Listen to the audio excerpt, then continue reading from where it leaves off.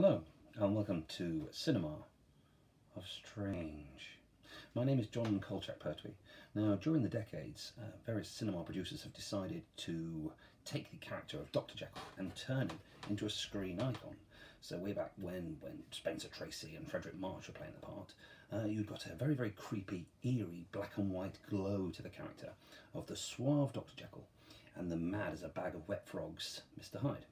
And of course, during the 1980s, one of the well-known producers decided to take that character, or two characters as it were, and place an actor in the role who could play both good guy and mad bad guy. So he was looking for a Dr. Jekyll and a Mr. Hyde who would give the screen something that they'd never been given before.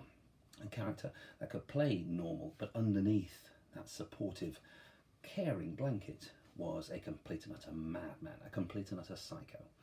Obviously, the casting net was spread wide and far, and the only Dr. Jekyll and Mr. Hyde that he could find, excuse that, that's the cat, was the perfect screen psycho, and that was Anthony Perkins. Now, in this film, Edge of Sanity, Perkins, as you can see here, plays a superb Henry Jekyll and a mad, completely bananas Mr. Hyde. It's a great film, really, really good. Now, there's not a lot of extras on this DVD. In fact, the only extra is the menu screen, which kind of wibbles and wobbles around a little bit. But that was, I found, because I picked up the television and was moving it around the room at the time while the DVD was on.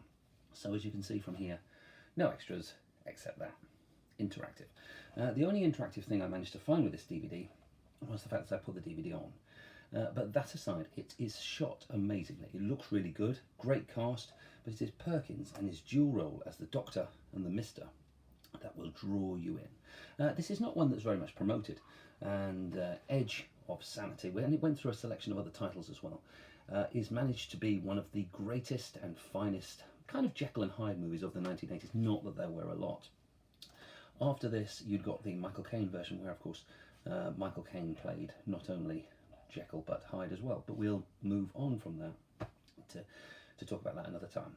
This one, Edge of Sanity, a great performance from a twitching, wide-eyed Perkins in both sides of the character, where you can tell that he's just restraining the madman that lurks beneath. What they did in a lot of these films is they kind of touched on gothic, dark Victorian London, and also in some cases, along with some of the other Sherlock Holmes, like the 7% Solution and Murder by Decree, they hint that Dr. Jekyll might have been Jack the Ripper. You have to kind of shoehorn that away from your watching of these type of movies, because if you think, actually, why didn't they just make a film called Dr. Jekyll and Jack the Ripper, which would have kind of made a sort of sense.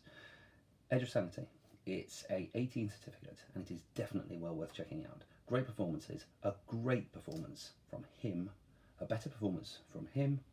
You won't be disappointed. This is John Kolchak-Pertwee, Cinema of Strange. I'll see you soon.